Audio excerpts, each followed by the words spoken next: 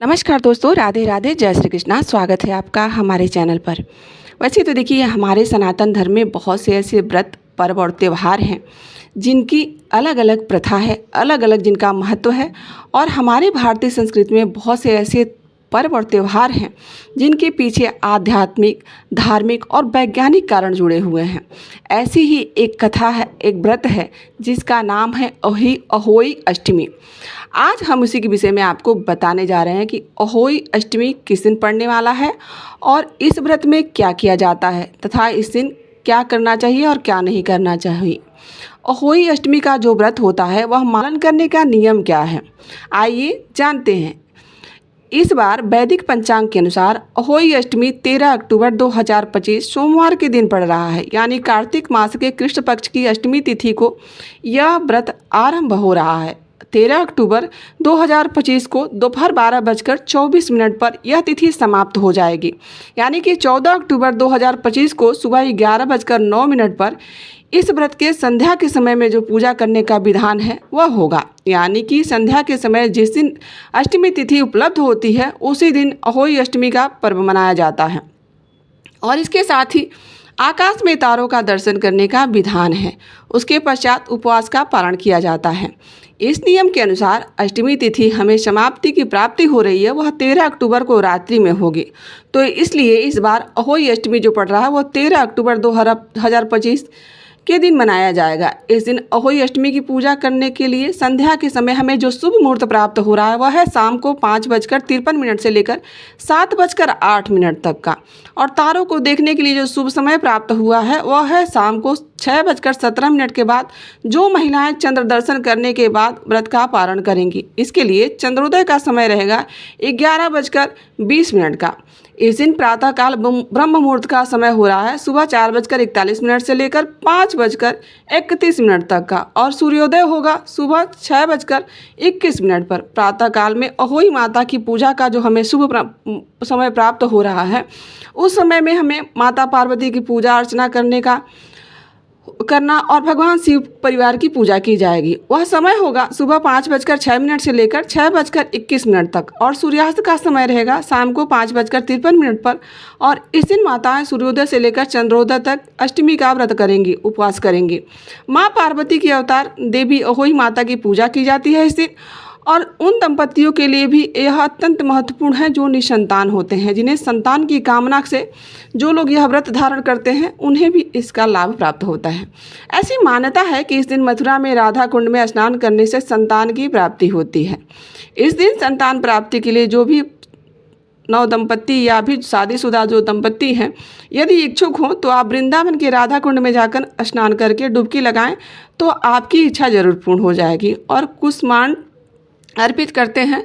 अरुणोदय के समय यानी कि सूर्योदय के दिन से पहले पवित्र स्नान करने के लिए दूर दूर से भक्तगण जब राधा कुंड में आते हैं, कहा जाता है कि जिन महिलाओं को गर्भ धारण करने में कोई समस्या आती है या फिर नहीं हो पाता है तो उन्हें इस स्नान से बड़ा ही लाभ प्राप्त होता है। वे भी अहोई अष्टमी के दिन माता की यहाँ पर आकर स्नान करती हैं और पूजा अर्चना करती हैं, श्रद्धापूर्वक इस व्रत का पालन करती हैं। तो उनकी इच्छाएं माता पार्वती की कृपा से पूरी हो जाती हैं। अब अहोई अष्टमी का व्रत पालन करने की सरल विधि हम आपको जल्दी बता दे रहे हैं। जो महिलाएं इस अहोई अष्टमी का व्रत पालन करना चाहती हैं उन्हें प्रातःकाल ब्रह्म मुहूर्त में उठ जाना चाहिए, पवित्र नदी में स्नान करना चाहिए। स्नान इत्यादि से स्वच्छ होकर स्वच्छ वस्त्र धारण करके अपने घर में पूजा के स्थान को स्वच्छ करके दीवार या पूजा की विधि पर अहोई पाटा ओटा पर अहोई माता की छवि स्थापित करनी चाहिए। और फिर इस दीवार पर लाल सिंदूर से अहोई माता और उनके 8 बच्चों का चित्र बनाना चाहिए। और फिर अगर कोई अहोई माता का चित्र नहीं बना पाता है तो मार्केट में इसका कैलेंडर भी हमें प्राप्त हो जाता है।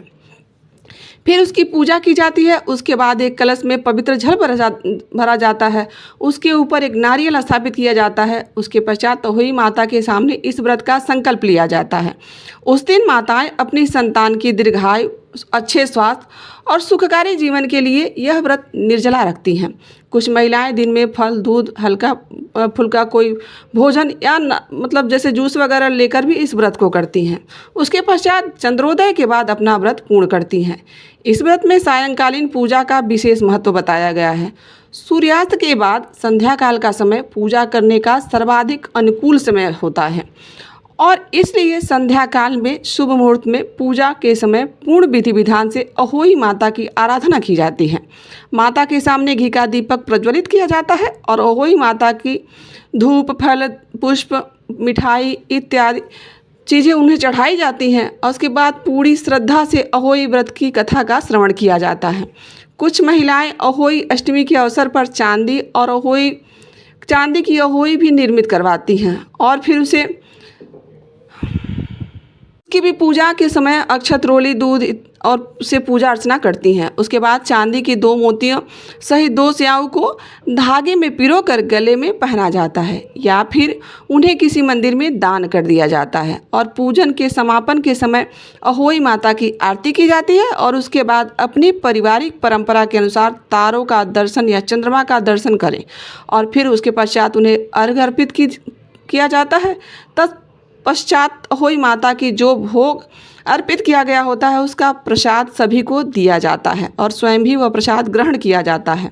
अहोई अष्टमी व्रत माताओं के लिए अत्यंत शुभ फल देने वाला व्रत माना जाता है क्योंकि इस दिन संतान के सुख, समृद्धि और उत्तम स्वास्थ्य के लिए यह व्रत रखा जाता है। अहोई अष्टमी की व्रत करने से अहोई माता की विशेष कृपा सभी के संतान और माताओं को प्राप्त होता है। वे प्रसन्न होते हैं और ऐसा माना जाता है कि इस दिन प्रार्थना और उपवास करने से पिछले कर्म की बाधाओं, मान लीजिए पिछले जन्म के कुछ ऐसे कर्म हो जिसकी वजह से आपको संतान प्राप्ति होने में बाधा आ रही है, वह भी बाधाएं दूर हो जाती हैं।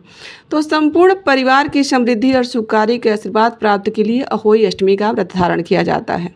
और यहाँ थी आने वाली अहोई अष्टमी के विषय में संपूर्ण जानकारी। आशा करती हूँ कि आपको यह जानकारी अच्छी लगी।